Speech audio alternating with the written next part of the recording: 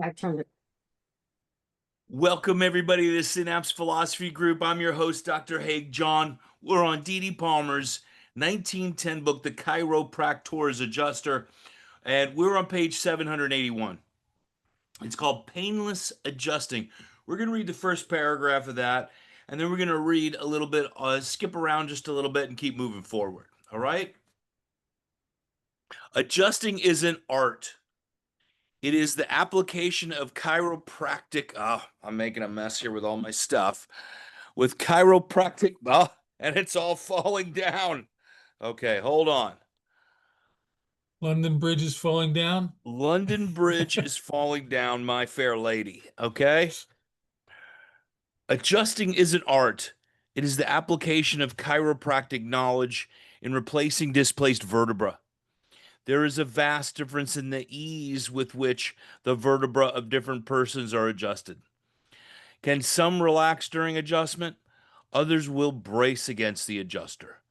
Displaced vertebra may be ankylosed by true or false ankylosis. The ankylosed tissue may be of bony, cartilaginous, or ligamentous nature. The displacement may be recent or long-standing. They may have been slowly or suddenly drawn out of alignment, either by a poison or by an accident. The vertebra may have held its normal shape, or it may have become deformed. All of these conditions must be taken into consideration. All that some patients are, also that some patients are more sensitive than others, and some adjusters, excuse me, and some adjusters have the knack for adjusting and others have not. Some have the know how, while the others think that the more strength that they exert, the better they will adjust. Will the adjustment be? Will the adjustment? All right. I think that's a very important thing to talk about right there at that point. How you guys doing tonight? All right. Yesterday and on Friday, I spoke to a group. They were the cancer survivors support group and autoimmune disease support group. Really, really good mission that they're on. But they've asked me to speak a couple of times the past couple of weeks.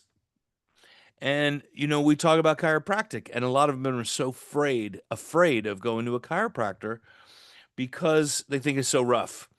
And when people are going through chemo and radiation, all that stuff, they're so sensitive to touch and everything. Everything's heightened. They don't want to be touched heavily.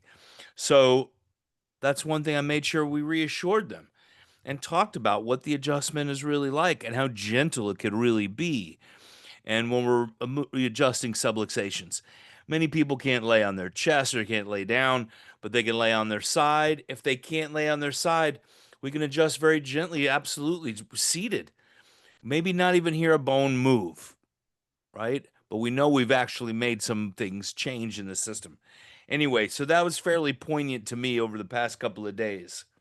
It's important to help them understand that there are chiropractors that adjust heavily, and they need to be make sure they're finding somebody that knows how to adjust with lower force techniques and when necessary, and or somebody does instrument type adjusting. Well, that's why, I mean, I don't even think a concussion of an activator would absolutely bother some of the people, And, we've talked about those things. And it's kind of why I've made it my mission lately is to really help the sickest of the sick and to really get to where we can be effective. And so that's just been something that's been on me for the past few months. But, we're really seeing people's lives transform. And we're not treating the sickness, we're adjusting the subluxation. And, when you clear subluxation, the body has its full potential to function at its best. And if it's meant to heal properly, it is meant to heal. And we can't force it along, but we're far better without a subluxation than we are with one. All right. Anything else on that page, you guys? I'm going to go to the next page, 768, middle page. And I'm only saying it for one special reason. Wait a minute. What It's a page? 782, my mistake. 8. 82. and it's a chiropractic spinologist. And the reason I'm just intrigued by it because I actually haven't read this yet, but it's this portion because of Reggie Gold, and coming up, he wanted to do spinology, and I'm very curious of where all that came from. I'm sure we can find it out very easily. I just haven't investigated very well yet, but this came up. And in quotes, a chiropractic spinologist card reads, in quotes again, this is Dee Dee talking about the chiropractor. Chiropractic is the latest and practical discovery of the age in restoring all the normal functions of the body.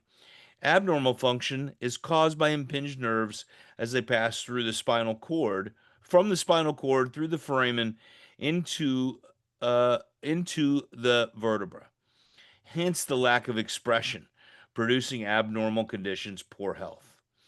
The genuine chiropractor does not treat, heal, rub, or manipulate, but adjusts by hand. Chiropractic is purely a mechanical art. I've read quite a number come to me to fix their corns and ingrown toenails. Now this is Dee Dee saying this. I presume the writer of the above turned these cripples away without benefit to them or himself. I've taken in quite a number of dollars and received many of these cripples instead of sending them to the toe butchers. Oh my gosh, that's funny. Bunions and corns can be relieved by adjusting the contagious joint. Uh, Contiguous. contiguous. For those on the plantar surface, adjust the displaced tarsal bones. For ingrown toenails, adjust the last lumbar. That's very interesting. Only, only, only last evening, I received a bad case of ingrown growing toenails by one adjustment. Why not? Remember that displaced bones press against the and impinge upon nerves. If the nerves of the toes are impinged upon, the above diseases occur. Well, that's what he's saying. He said that 5% of the subluxations happen outside of the spine. I think that's why it is important for us to absolutely know how to adjust the extremities. Now, I'm not an ingrown toenail guy. I really don't like crazy feet. And, I'll adjust them. They ask me to. I adjust with their shoes on, even. In Florida, people's feet get a little stank sometimes through the day, especially the afternoon. Like, please leave your shoes on. All right, don't take them off. Anyway, I'm not going in the corn business or the ingrown toenail business anytime soon here. What are you guys' thoughts on that? Well, according to DD, you're leaving money on the table. I know. Yeah. That's what I'm thinking. I mean, we could go ahead, Bob. Well, he's not saying that we want to do it on the toes. He's saying that where are we where are we making the adjustment in the spine? Yeah. And that's what's bringing the result. At least that's Yeah. what it says here. No, that's Yes. exactly right. And then I lumbar. had a patient who told me that he had his years and years of ingrown toenails, tinos, whatever you yeah. call them. Anyhow, those things. And and they stopped happening when he started getting adjusted, and they never went back. Wow, And I that never is touched his really cool. toes. You know, it's probably happened. I didn't even know it. That's really cool. That is really cool. All right, we're jumping to 700. I can't get this page here. 784 in the middle, I think we said. 784. Okay, chiropractic is economy. It is so built by its discoverer and founder. The economy of energy, right? It takes more energy to function when you're subluxated, that's for sure. Chiropractic is economy, yeah. Is the science of chiropractic specific? Is it not specific? It is not if it is not specific, it is not a science. Science is knowledge reduced to regular rules and embodied in a system.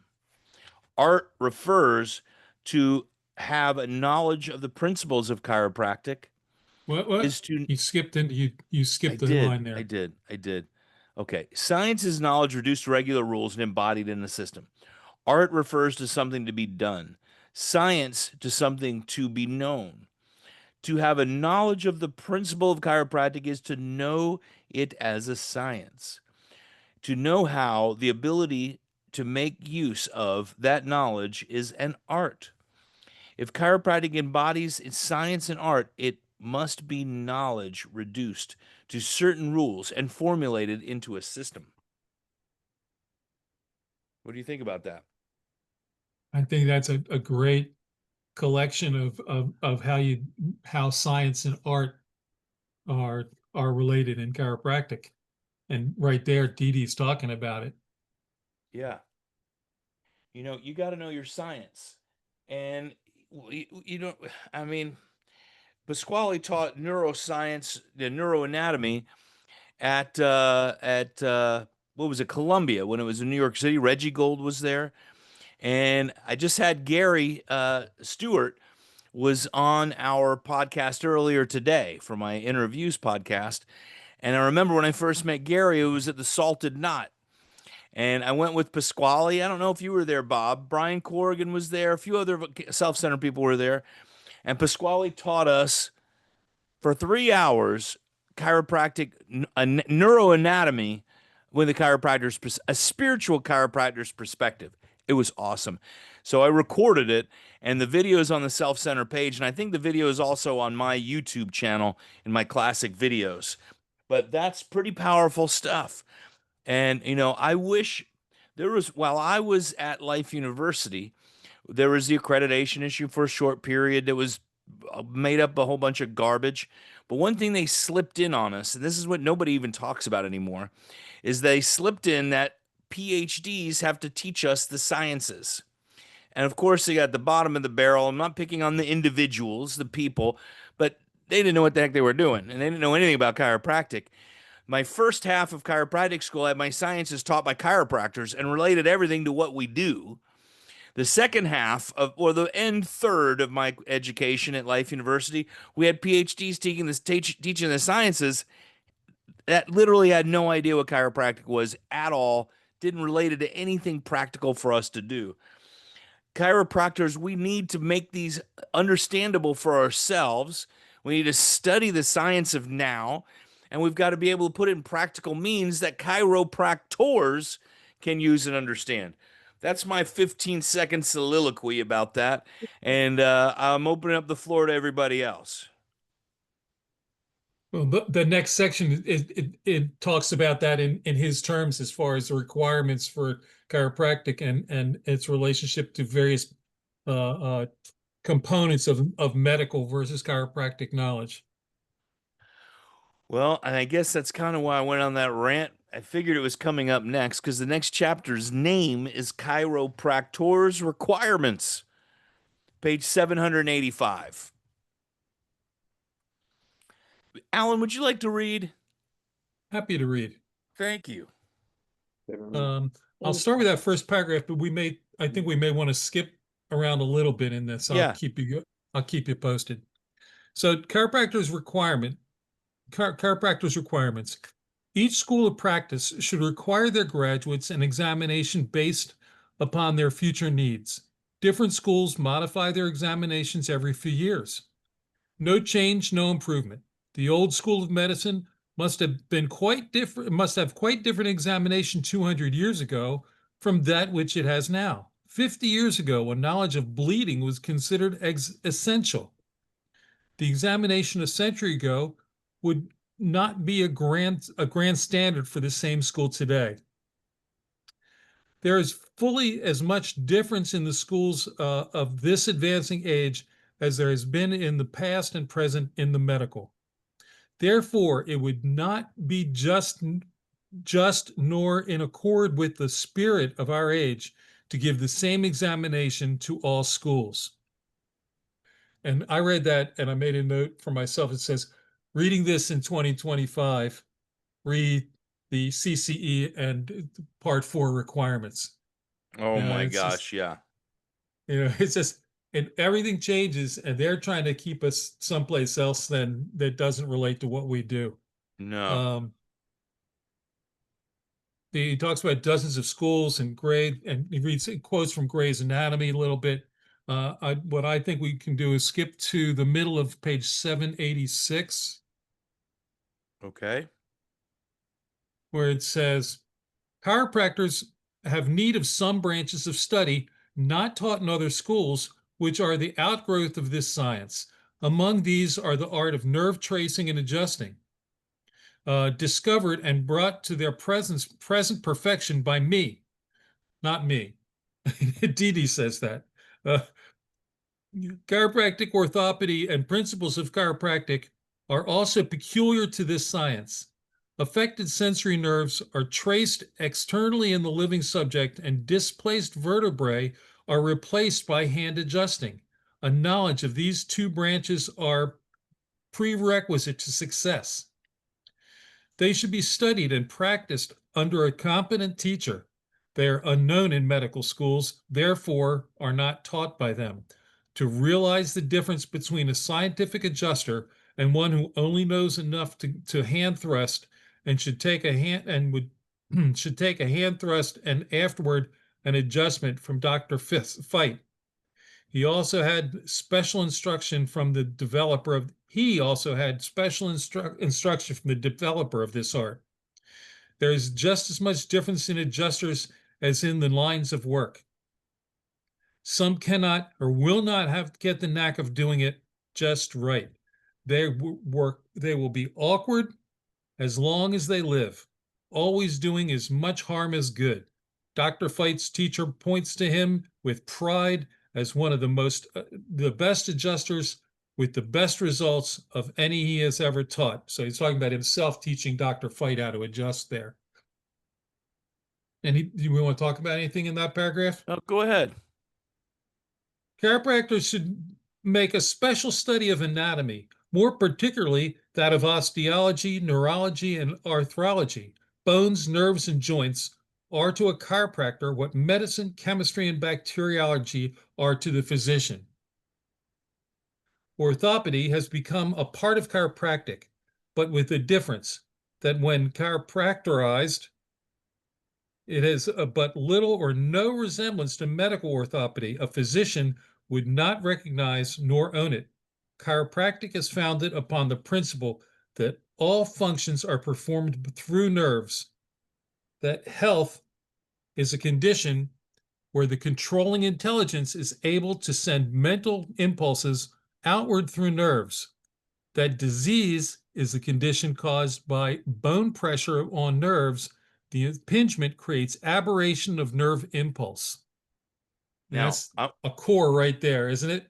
Well, multiple, because I'm making a note right now. Health is from D.D. Palmer. What is health? And, that's one of those things people have a very tough time trying to explain. What is health? And, what is sickness? Okay, anybody else? I'm just putting my note right here for myself. And later on, in modern chiropractic, not this modern as today, but when I was in school, and when you guys were in school, we talked about dis-ease as a lack of health, but he just still uses the term, and he uses the term disease in here as which is the same, but I think it becomes more clear to me if we talk about it as a hyphenated word and can relate it to health being ease and proper function and ease of transmission of nerve impulses, whereas when they're impinged, it causes dysfunctions, which then we call disease or dis-ease, and can take any number of symptoms to be represented that way. I see dis-ease everywhere now. Massage therapists use it. Everybody uses our terms ubiquitously now. Let's keep going. All right. Physiology is the science, and here he starts to go through various themes. Physiology is the science of vital phenomenon of organisms and their relation to chemical and physical laws. Innate, the intelligence born with us, runs the vital functions of the body with perfect precision at birth and during life, providing that its impulses are not interfered with. This being the case, the intelligent director knows all about the running of the vital economy. It only remains for us as chiropractors, fixers, adjusters to learn the condition of the nerves which favor health and vice versa. There's no more harm for a chiropractor to be versed in physiology than that of medicine, providing that he does not hinder or disturb innate in the performance of the work of which it knows much more than we can ever know. Educated intelligence should learn to make it possible for innate to have free control of all vital functions. When we as chiropractors have adjusted all displaced bones in the skeletal frame, made it possible for innate to perform all the functions in a natural manner, what more can we do? What more should we do? We might as well try to inform a tree how to run the functions of its roots, bark, and leaves and sap.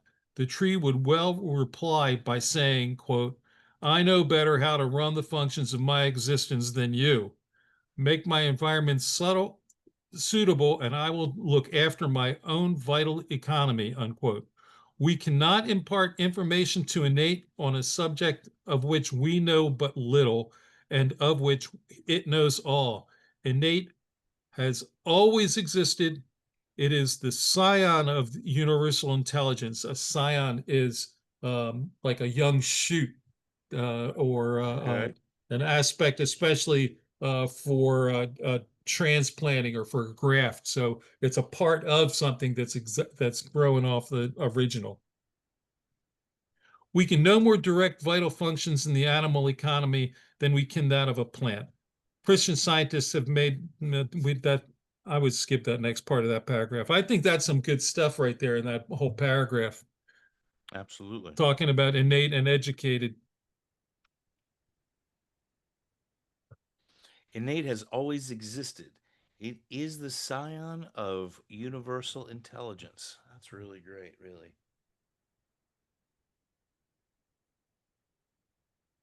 You want me to go forward? Yeah. I'm going to skip to the very bottom of that page. Chiropractors study pathology, or rather, they analyze the objective, subjective, and local symptoms to determine what nerves are interfered with and at what point in their course interference exists. But the purpose for which this is done is quite different from that of other schools. Chiropractors look upon disease as a misfortune rather than an enemy. They consider that it needs assistance rather than subjection, liberty rather than slavery. As to the nature of disease, their opinion differs from that of all other schools. Their view is that the phenomena called disease are the result of functions performed not in accordance with the rules and laws described by innate. So he's saying that pathology, we should study pathology, but our purpose in studying pathology is not to treat the pathology, but to understand and figure out where the nerves that go to that create the pathological function are interfered with, so that we can, in order to address the issues.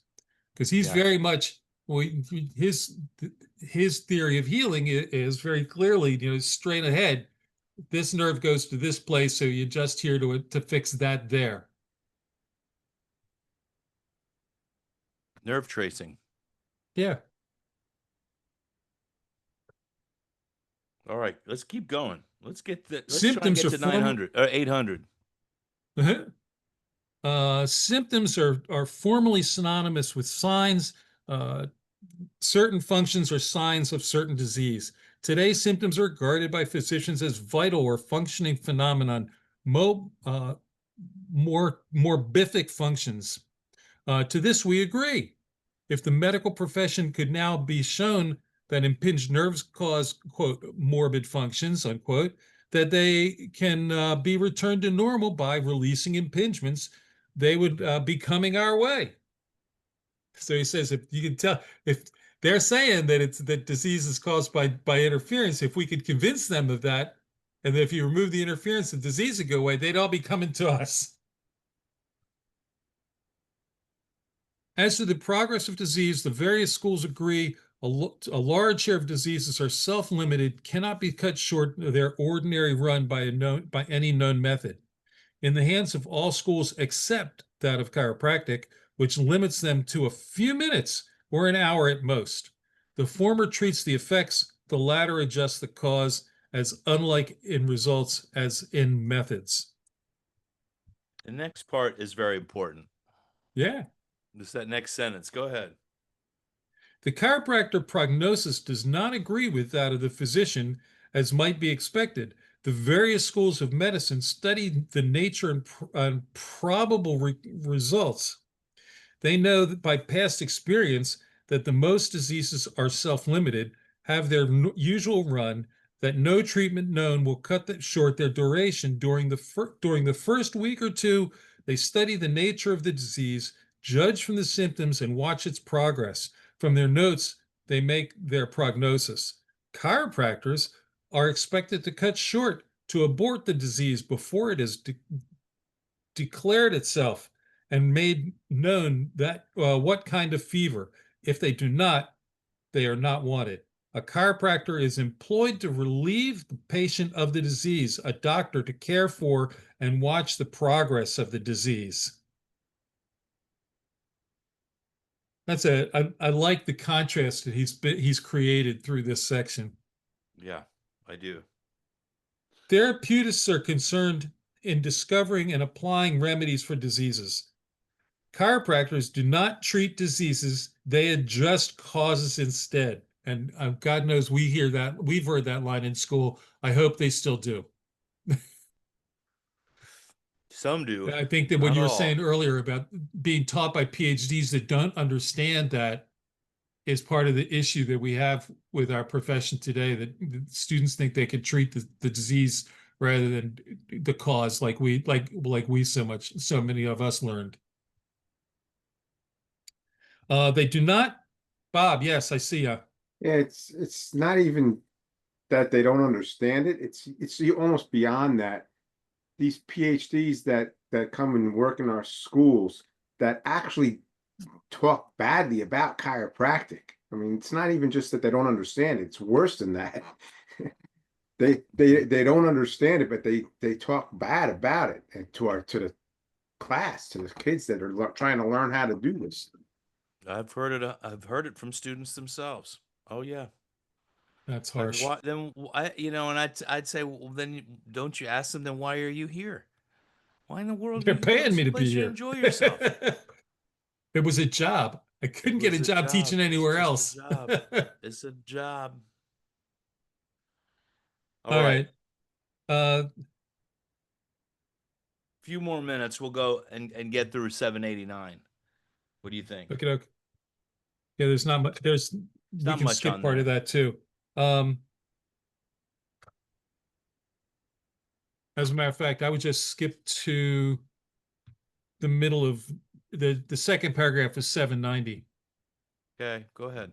Chiropractors do not treat, cure, heal, or diagnose disease. As a science, it is unlike any other system. It will not mix with any other. Chiropractors do not treat, cure, or heal effects named disease in the sense that a physician or an osteopath does. They inquire for the location of the symptoms in order that they may determine what nerve or nerves are impinged upon, producing the undesirable effects. Having analyzed the case, they adjust to relieve the confined nerves. They do not wait for special symptoms to develop in order that they may determine the disease so that they may decide on the proper treatment. A subluxated vertebra does not shut off, in bold, the transmission of power, does not disorganize function or organic action. The subluxated vertebra may press against a nerve or muscle, causing it to be irritated, more tense, or more contracted, thereby changing functional activity. Functions are not disorganized, broken up, thrown into disorder, or destroyed. Functions are increased or decreased because of pressure. So and there's your definition and your action. It says, that subluxative, that we're not treating diseases. We're looking for what nerves are affecting the issues that the person is having, and that the vertebra doesn't cut off the information. It merely causes it to be interfered with either too much or too little. It's not just too little. So often we get lost in the fact of that it's caused by too little function. We assume an interference means it's decreased, but interference can cause an increase in irritation, which is more information being transmitted, or too fast, or rather than too slow, too much rather than too little.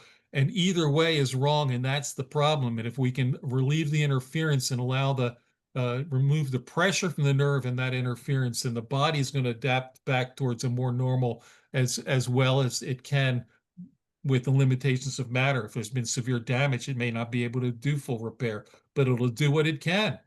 I mean, when you cut yourself, one of my favorites is when you cut yourself and you have a scar. The material's not as good as the original. Doesn't look quite the same, but it does the job. And you're grateful for its function. Yes. I say to people, I use that example when people that, or when I'm trying to explain it, I say, well, your nerve system controls it. If and your body knows how to heal itself. I say, you put a Band-Aid on a cut. Did the Band-Aid make it better? No, it healed. It healed on its own underneath of that Band-Aid. Yep, that's right. That's right. This next section after that is really about B.J. Palmer. And, he graduated, and then it's Dee Dee talking about B.J. Should we read that and be done for tonight? If you'd like me to, I'll be happy to do that. Please do that, because it's interesting. I just read it a couple of times, and it's pretty interesting.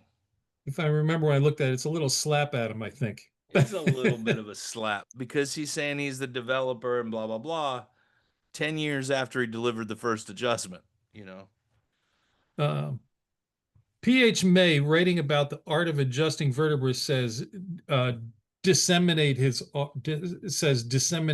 art, and that's in quotes. Do you think this is Dee Dee writing? Or, oh yeah, because he says, thanks, Mr. May, at the end. To whom does the art of adjusting vertebrae belong? I adjusted vertebrae 3 years before I taught it to anyone. A.P. Davis was my second student, October 18, 1898. B.J. Palmer graduated 4 years later. During the next 4 years, I taught so many persons who are practicing chiropractic today, and they have taught it to many others. While some of these are mean enough to state that I stole the art, there is only one man enough to wait until 10 years after my discovery, then claim he was the originator, the fountainhead of the art of adjusting vertebrae, and that his alleged discovery was made 10 years previous to the time I gave my first adjustment. P.H. May further adds, quote, now may the man who gave to the world this great science live long and to a ripe old age, and when his labors are ended, and when his innate will be united with the great universal intelligence, the ruler of mankind and of all things and of the world at large, will say unto him, quote, well done, my good and faithful servant, unquote. Thanks, Mr. May, for your good wishes. I have 37 years yet to live. If I had had the benefit of chiropractic from infancy, I would place my somatic death at 150. I would love to see that. Could you imagine if we didn't have all the toxins and garbage and all those other things?